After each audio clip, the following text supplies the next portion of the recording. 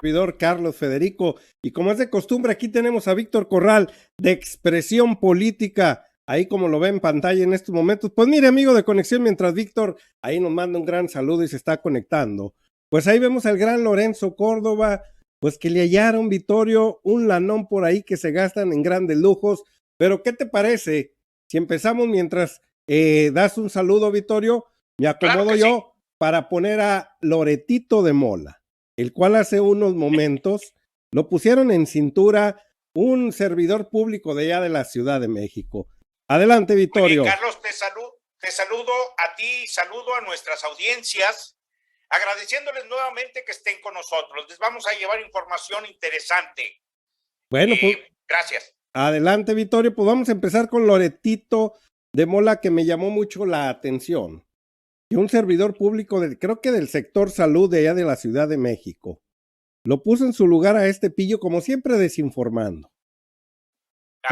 Ahorita vamos a empezar a ver, Vittorio, cómo empieza ahí a desinformar Loretito, a causar alarmismo.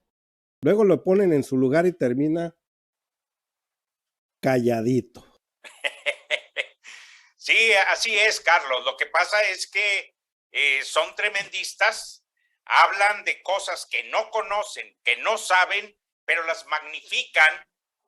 Y este funcionario público afortunadamente vino a darnos, ahora sí que claridad en todo eso. Cachetada con guante blanco, dicen por ahí, Vittorio. Así es. Vamos a darle play. Ya había subido a 77 y antier ya eran 101 hospitales a los que ya no les cabía nadie con síntomas de COVID porque estaban llenos. Este sistema de información de la red IRAC de la Secretaría de Salud está basada en las estadísticas de los gobiernos de los estados.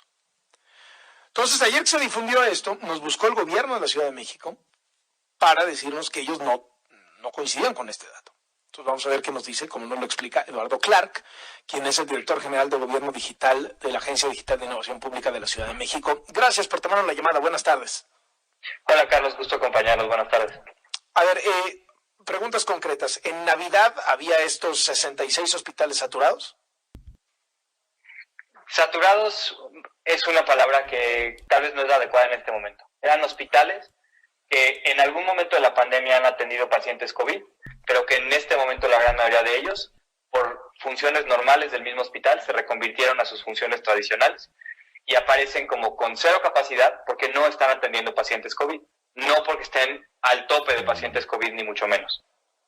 O sea, si tú tienes COVID y vas a ese hospital, ¿te sacan a patadas de ahí? O sea, ¿no te reciben? No te sacan a patadas, te refieren a uno de los más de 50 hospitales. Pero no te aceptan, porque hay muchos hospitales que sí te aceptan COVID, además de que están tratando otras cosas. Pero estos no, si traes COVID no pasas.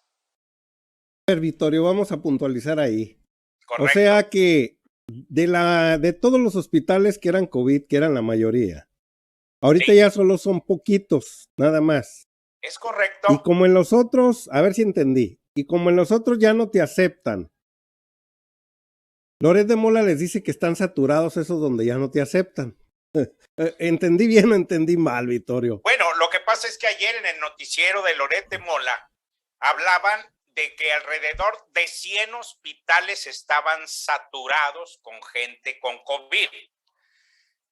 Y aparentemente quiso hacer creer a la gente que realizó una investigación y veía que los hospitales decían sin camas o 0 camas. ¿Qué significa eso en realidad?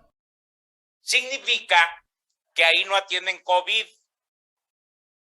Este sinvergüenza decía que estaban... cama, híjole. Dijo que estaban saturadas todas las camas. Bueno, por eso este funcionario vino a poner orden. No, oye... No, es que están de... Bueno, vamos a seguir escuchando, Vittorio. Adelante, Carlos. Es correcto, y es parte de cómo han sido muchas estrategias en el mundo. Lo que ocurrió es que en el peor momento de la pandemia tuvimos que tener habilitadas cerca de 11,000 camas en la zona metropolitana del Valle de México. Eso significaba que prácticamente todos los hospitales del Valle de México estaban abocados a atender pacientes COVID. Hoy, a diferencia de tener 10,000 hospitalizados, tenemos 1,200 en todo el Valle de México, no solo en la ciudad. Eso nos ha permitido durante el segundo semestre del año pasado que muchos hospitales regresaran afortunadamente a atender pacientes de otras afecciones, pacientes que son igual de importantes en su derecho a recibir atención a la salud. Eso nos permitió ir reconvirtiendo a funciones normales y hoy en día tenemos cerca de 4,000 camas disponibles. No significa que estén llenos los hospitales, lo que significa es hospitales como nutrición, que todo el mundo conocemos, pasaron de tener 250 camas COVID a tener 20, porque 230 camas las van a usar para pacientes de nutrición de otras afecciones. Pero tenemos amplia capacidad. Lo único que es distinto, a diferencia del año pasado, es que ahora está concentrada en menos hospitales con mayor capacidad que están abocados prácticamente en su totalidad a COVID. ¿No tienen hospitales con capacidad COVID que ya no puedan recibir más gente? Tenemos hospitales que sí tienen una alta demanda y que no tienen, que tienen ocupación cercana al 90-95%, que para efectos prácticos significa que es complejo entrar. El que me viene a la mente más naturalmente es, estamos hablando, no tengo dato exacto, depende de qué consideres un hospital COVID abocado, pero pensando, por ejemplo, en el que todos conocemos, el que primero se llena en la primera, la segunda, la tercera y en este momento es el Instituto Nacional de Enfermedades Respiratorias, que tiene cerca de 200 camas COVID. Tiene ocupadas cerca de 170. Es complejo entonces que las personas entren. Pero tenemos hospitales, clínicas del IMSS, hospitales muy famosos como La Raza, el Centro Médico Nacional, el Hospital Juárez de México, el Centro Médico Nacional, que tienen capacidades de 150 a 200 camas cada uno de ellos. Es decir, hospitales de calidad, conocidos, hay muchos que tienen capacidad el día de hoy. ¿Cómo ha ido evolucionando esto? ¿Les preocupan este aumento dramático de los contagios que pueda ponerle presión, como lo han dicho las autoridades sanitarias internacionales, a los hospitales y generar un caos? Sí nos preocupa, pero en este momento no estamos en una circunstancia como el año pasado, donde verdaderamente estábamos preocupados día con día, reconvirtiendo camas casi de manera diaria, con el objetivo de tener más capacidad. Lo que estamos viendo es un incremento de casos que ya nos tiene arriba de lo máximo que hemos identificado en la ciudad previamente. Te pongo un ejemplo, en el programa de kioscos, haciendo el mismo número de pruebas hace un año, encontrábamos en el máximo 7,000 positivos al día. Ayer encontramos 10,400 positivos en este programa, y eso significa que ya estamos al cerca de 130-140% de los positivos que llegamos a tener en el máximo del año pasado. La ocupación hospitalaria sigue estando afortunadamente en niveles relativamente bajos, cerca del 14% al 12%, entre el 12 y el 14% de lo que llegamos a tener el año pasado. Sigue subiendo estos días, es esperado, pero es un nivel de magnitud de las hospitalizaciones y el crecimiento muy distinto al del año pasado, que nos permite estar todavía con amplia capacidad y amplio tiempo para, en caso de que veamos que sigue subiendo, poder reconvertir de esas 4,000 camas a las... Ya esa pregunta, pero es muy relevante. Sí quisiera atender algo que ayer, la verdad, consideré yo fuera de toda proporción en una entrevista que tuviste ayer, en la cual la recomendación de algunas personas es que si los menores de edad tienen síntomas de COVID, los llevemos corriendo inmediatamente al hospital porque están en un riesgo altísimo de morir. Pocas declaraciones más irresponsables yo he oído durante esta pandemia. Ir al hospital, eso saturaría de manera dramática la capacidad de atención del gobierno en la Ciudad de México. Afortunadamente, no está a riesgo cero, pero los riesgos de los menores de edad al tener síntomas son relativamente menores. No son cero, pero son pequeños comparados con adultos de 60 y más. La recomendación en ese grupo es, si tienen síntomas compatibles con COVID, aíslenlos. Si desarrollan una fiebre más de 48 horas, si desarrollan problemas para respirar, ya ahí llamen al 911, pero es un porcentaje mínimo de la población.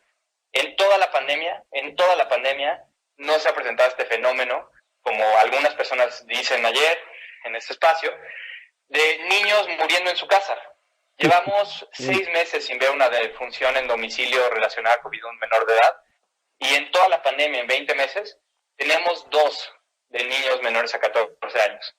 Niños que además tenían problemas muy graves concomitantes de salud, y por eso ni siquiera sabemos al 100% si está asociado a COVID esa lamentable defunción. Hay que ser muy responsables de lo que declaramos. Estamos en un momento de altísimos contagios, es clarísimo, pero tenemos que también comunicar de manera oportuna el riesgo relativo de las personas y la situación en la que vivimos, en la que afortunadamente hay muchos contagios, pero gracias a la fortuna o a lo que sea, no se han traducido en altas hospitalizaciones, principalmente por la vacuna. Y ahora sí, atendiendo la pregunta, de igual manera, la misma recomendación. Si ustedes quieren hacerse una prueba y tienen síntomas, ahí están los kioscos, hacemos 30,000 pruebas al día. Sin embargo, es tan alta la propagación del virus en nuestra ciudad que si tenemos síntomas, podemos ahorrarnos el viaje, porque lo más probable es que tengamos COVID. Podemos evitar estar en ese lugar público, podemos quedarnos en nuestra casa y evitar contagiar, esperar 7 días a que terminen los síntomas y salir de nuestro resguardo. Y sí, eso sí, si tenemos fiebre más de 2 días, si tenemos problemas para respirar, llamar inmediatamente al 911. Eduardo Clark, director general de Gobierno Digital de la Agencia de la Ciudad de México, gracias por estos minutos y buenas tardes. Muchísimas gracias, un placer acompañarlos. Hasta luego. Hasta luego. 1:57. Ayer... Carlos, me llama la atención lo miserable que puede llegar a ser Carlos Loret de Mola, buscando todos los días confundir a la gente con noticias falsas, con noticias tremendistas, con situaciones que nada que ver en la realidad. Pero ¿te fijaste que ni siquiera se disculpó, ni siquiera mencionó el hecho de que pudiera haberle pesado estar echando tantas mentiras en el programa de ayer? Y es que nos queda claro, Vittorio, que lo único que quieren con su desinformación es quieren crear un caos. Y de ese caos, ahora sí, estar golpeteando a la transformación de aquí de México. Por eso desinforman, que los hospitales están a reventar y no es así.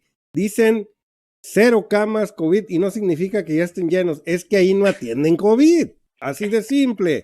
Y lo otro, sobre los niños, que estos desinforman, que ya un niño por ahí que no tenía síntomas de nada, hace ratito me hallé esa nota, y que simplemente le dio ese bicho y falleció el niño, y él vuelve a poner ahora sí en cintura este sinvergüenza, que sean responsables a la hora de informar y que no sean unos irresponsables. Lo único que buscan es eso, Vittorio, crear caos y crear en la sociedad una apatía para esta situación en la cual estamos pasando. En vez de informar, para que de veras la gente cuide su salud, a ellos no les interesa eso, Vittorio.